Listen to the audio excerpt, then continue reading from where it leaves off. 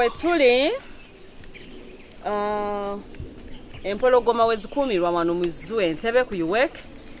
UWEC erina empologoma 8 nga kuliko neyasembwayo okuleetebwa eyitibwa Sophie, naye nga ezisigadde okuviira ddala ku Letaba kabaka waazo wano okutuukira ddala ku baana abasatu abazaalibwa Letaba ne Mutagamba bonna babeera wano.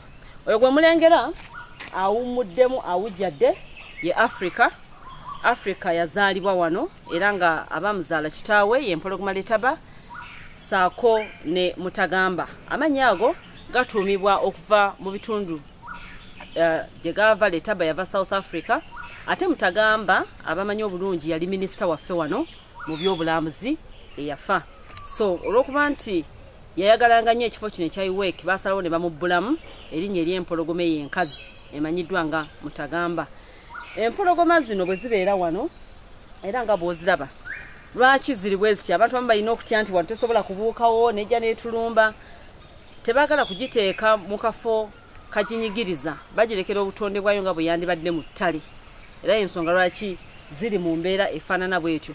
Empologoma zino si ze zisoose wano mu zo. Tulinawo amalaala ago 2 g'olabaawo. Amalaala ago lino erisookera ddala wansi lye n'empologoma eyali emanyiddwa nga Salaama tuyinza okugamba nti ye yali empologoma enkazi eyali muka Kibonge. Amalaala agali ekyengulu ye webaziika Kibonge. Ate empologoma eyatuwa Mutagamba ne Flavia. Empologoma ezo zaalimu 2 enkazi, Mutagamba ne Flavia. Flavia n'atwalibwa mu gye bayita exchange program nti basobola okuwayo ensolo mu nsi endala nabo ne bakyusamu. Era exchange program eyo yavaako okuleeta empologoma eyo eya Letaba. Bawaayo Mutagamba, bawaayo Flavia ne tufuna Mutagamba ne tufuna Letaba. So Letaba bwe yajja wano kwe kuzaala empologoma ezo 3, 2 nga nkazi n'emu eyo gy'olengera kati ewujjaddemu Africa yo nsajja. Ekisinga okunyumya mu katundu kano ak'empologoma zino nga bw'oziraba wano nti era nga bwe zibeera mu ttale era bwe zibeera empologoma nsolo ziri social, zibeera nga bw'olaba mu famire. Lwakubanga nti mu famire yaazo tezitera kusukka mpologoma 2 ensajja oba 3 kubanga zirwana. Buli emu ebeeyagala n'eba ng'efunzizza amatwale gaayo. Naye nga tebo tunulira empologoma enkazi zisobola okubeera ddala empologoma ne zibeera ddala nga 10, 20 nga ziri mu ggana lyerimu nga zitambulira wamu.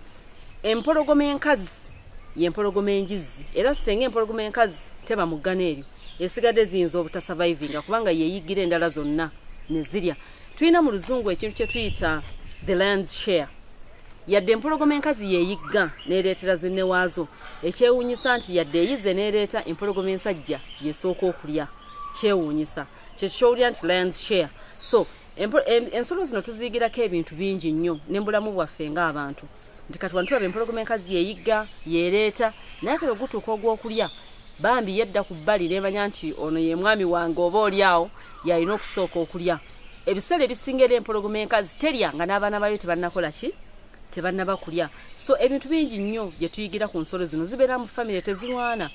W'olabira ng'empologoma zirwana walina okuba nga waliwo ensonga, so tezimala galwana. Tambulanga naffe ku MRU TV, bino byonna ojja kuba obiraba.